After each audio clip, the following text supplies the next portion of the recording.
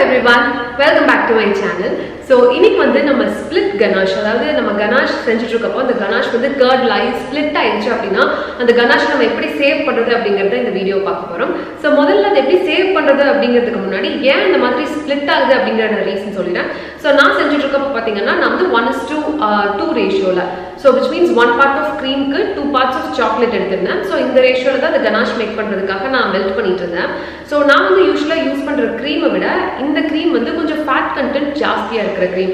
So அதனால கொஞ்சம் நம்ம ஜாஸ்தியா ஹீட் பண்றப்போ, நம்ம டபுள் பாயிலிங் செட்டப்ல வச்சு ஹீட் பண்ணிட்டு இருப்போம் இல்லையா, ஸோ ஹீட் பண்றப்போ பாத்தீங்க அப்படின்னா என்னோட கனாஷ் வந்து ஸ்ப்ளிட் ஆயிடுச்சு. ஆறார பண்றப்போ ரொம்ப ஸ்ப்ளிட் ஆன மாதிரி ஆயிடுச்சு. ஸோ இதை எப்படி ரெக்கவர் பண்றது அப்படிங்கிறது. ஸோ இது ஏன் அப்படி ஆச்சு அப்படின்னா, சாக்லேட் இருக்கிற அந்த கோகோ சாலிட்ஸ், அதாவது அந்த ஃபேட்டும் நம்மளோட க்ரீம்ல இருக்கிற அந்த ஃபேட்டும் வந்து ஒன்னா சேர்ந்துட்டு ஃபேட் தனியா வாட்டர் தனியா ஸ்ப்ளிட் ஆயிடுச்சு. ஸோ யூஸ்வலா இது ரெண்டுமே இமல்சிஃபை ஆகி தான் இருக்கணும், அப்படிதான் வந்து நம்மளுக்கு கனாஷ் வந்து நல்லா கிடைக்கும். ஸோ இது ரெண்டுமே ஸ்ப்ளிட் ஆயிடுச்சு தனித்தனியா. ஸோ இது வந்து ஃபேட் கண்டென்ட் ஜாஸ்தியா இருந்ததுனால நம்மளோட ரேஷியோ மேபி அந்த ஃபேட் பர்சன்டேஜ் வந்து கொஞ்சம் ஜாஸ்தியா இருந்திருக்கும். ஸோ அதனால ஃபேட் பார்ட்டிகல்ஸ், சாக்லேட்ல இருக்கிற ஃபேட்டும் க்ரீம்ல இருக்கிற ஃபேட்டும் வந்து ஒன்னா சேர்ந்துட்டு வாட்டர் வந்து தனியா ஸ்ப்ளிட் பண்ணிடுச்சு. ஸோ விச் மீன்ஸ் வாட்டர் வந்து நம்மளுக்கு பத்தாம இருந்துச்சு. ஸோ இந்த மாதிரி சிச்சுவேஷன்ல நம்ம என்ன பண்ணணும் அப்படின்னா, ஜஸ்ட் ஒரே ஒரு இன்கிரியன்ட் நம்ம வந்து ரூம் டெம்பரேச்சர்ல இருக்கிற வாட்டரை மட்டும் நம்ம ஆட் பண்ணோம் அப்படின்னா நம்மளுக்கு வந்து நம்மளோட க்ரீம் வந்து ரெக்கவர் ஆயிடும். ஸோ அது எப்படி அப்படிங்கறத இப்போ நான் உங்களுக்கு காமிக்கிறேன். நான் வந்து யூஸ்வலாக மில்கி மிஸ்டோட க்ரீம் தான் யூஸ் பண்ணுவேன். அன்றைக்கி எனக்கு அவசரத்தில் கிடைக்காதனால நான் பக்கத்துலேயே ஹை ஃபேட் க்ரீம் வந்து வேறு பிராண்டோடது யூஸ் பண்ணேன். யூஸ் பண்ணிவிட்டு கொஞ்சம் நேரத்துலேயே பார்த்தீங்க அப்படின்னா இந்த மாதிரி நல்லா ஸ்ப்ளிட் ஆகிடுச்சு. ஸோ மேபி இந்த க்ரீம் வந்து நல்லா ஃபேட் கண்டென்ட் ஜாஸ்தியாக இருக்கிறதுனால தான். இது வந்து எவ்வளோ மிக்ஸ் பண்ணாலும் ரெடி ஆகாது. ஸோ இதுக்கு வந்து நம்ம தண்ணி ஆட் பண்ணணும். ஸோ என்னோட குவான்டிட்டி ரொம்ப ஜாஸ்திங்கிறதுனால என்னோடது வந்து 500 grams ஆஃப் சாக்லேட்டுக்கு 250 grams க்ரீம். அதுக்கு வந்து நான் ஃபர்ஸ்ட் 30 ml ஆஃப் வாட்டர் வந்து ஆட் பண்ணிக்கிறேன். ஸோ நீங்கள் வந்து கம்மி குவான்டிட்டி எடுக்கிறீங்கன்னா கொஞ்சம் கொஞ்சமாக ஆட் பண்ணி நீங்கள் மிக்ஸ் பண்ணிகிட்டே வாங்க. ஜாஸ்தியாக எடுத்திங்கன்னா ரொம்ப ஜாஸ்தியாக போயிடும் குவான்டிட்டி ஆஃப் தண்ணி. ஸோ அதனால் நான் வந்து இப்போ 30 ஃபர்ஸ்ட் இனிஷியலாக 30 மட்டும் ஊற்றி மிக்ஸ் பண்ணுறேன். இது பார்த்தீங்கன்னா கொஞ்சம் மிக்ஸ் ஆகாத மாதிரி தான் இருக்குது. இன்னும் கொஞ்சம் நம்மளுக்கு வந்து தண்ணி ஆட் பண்ணணும். ஸோ இதை நான் மிக்ஸ் பண்ணி பார்த்துட்டு அதுக்கப்புறம் நான் டிசைட் பண்ணிக்க போகிறேன்.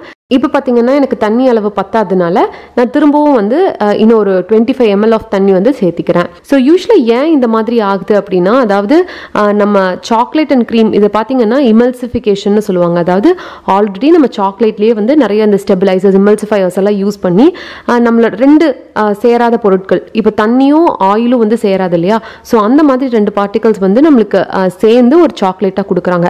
அதை வந்து நம்ம ஹீட்டுக்கு கரெக்டான டெம்பரேச்சர் வரைக்கும் நம்ம ஹீட் பண்ணல அப்படின்னா அது ரெண்டுமே தனித்தனியாக பிரிஞ்சிரும். ஸோ அந்த மாதிரி தான் இந்த என்னோட கேஸில் நடந்துருச்சு. ஸோ இப்போ வந்து அந்த பிரிஞ்ச ரெண்டு பொருளையும் வந்து இப்போ நம்ம ஒன்றா சேர்த்த போகிறோம். ஸோ எல்லா ஃபேட் கண்டென்ட் இருக்கிற க்ரீமும் வந்து இந்த மாதிரி கர்டில் ஆகாது. ஸோ என்னோடது வந்து நான் மேபி இன்னும் கொஞ்ச நேரம் வந்து ஜாஸ்தியாக ஹீட்டில் விட்டுட்டேன். ஸோ அந்த ரீசன்னால தான் வந்து பார்த்தீங்கன்னா இந்த மாதிரி கர்டில் ஆயிடுச்சு. ஸோ சேர்த்துட்டு இங்கே பாருங்க, மிக்ஸ் பண்ண பார்த்தீங்கன்னா அப்படியே அந்த திக்காகிறது நல்லாவே ஃபீல் பண்ண முடியுது. இப்போ பார்த்தீங்கன்னா என்னோட தண்ணி ஆட் பண்ணுறப்ப நல்லா திக்காகி நல்லா ஸ்மூத்தாகவே நம்மளுக்கு திருப்பி கிடச்சிருச்சு. இந்த ப்ராசஸ் கம்ப்ளீட்டாக ரெடி ஆகிறதுக்கு எனக்கு ஒரு 2 நிமிஷம் தான் ஆச்சு. 2 நிமிஷம் இந்த தண்ணி ஆட் பண்ணிட்டு நான் மிக்ஸ் பண்ணி விட்டுட்டே இருந்தேன். எனக்கு கம்ப்ளீட்டாக ரெடி ஆயிடுச்சு. ஸோ இந்த தண்ணி ஆட் பண்ணுறதுனால அந்த க்ரீம் சாக்லேட், அந்த கனாஷோட டேஸ்ட் வந்து எதுவுமே மாறல. அப்படியே நம்மளுக்கு எப்படி அந்த கனாஷ் முன்னாடி இருந்துச்சோ அதே ஸ்வீட்னஸில் தான் இருக்குது. டேஸ்ட் எதுவும் மாறல.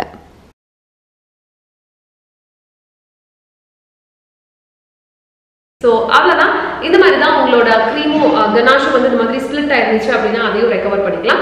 இந்த வீடியோ உங்களுக்கு ஹெல்ப்ஃபுல்லாக இருந்துச்சு அப்படின்னா மறக்காம என் சேனலுக்கு சப்ஸ்கிரைப் பண்ணிட்டு உங்களோட தாட்ஸை கமெண்ட்ஸ்ல லீவ் பண்ணுங்க. வேற எங்காவது என்ன பர்சனலாக ஃபாலோ பண்ணும் அப்படின்னு நினைச்சீங்கன்னா ஹரினிஸ் குக்புக் அப்படின்னு என்னோட இன்ஸ்டாகிராம் பேஜ் இருக்கு, அதுலேயும் நீங்க ஃபாலோ பண்ணலாம். நான் வந்து போத் ஆன்லைன் அண்ட் ஆஃப்லைன்ல பேக்கிங் கிளாஸஸ் எடுத்துட்டு இருக்கேன். ஸோ உங்களுக்கு இதை பத்தின வேற ஏதாவது டீடைல்ஸ் வேணும் அப்படின்னு நினைச்சீங்கன்னா எனக்கு இதை கமெண்ட் பண்ணுங்க, இல்லைன்னா இன்ஸ்டாகிராம்ல DM பண்ணுங்க.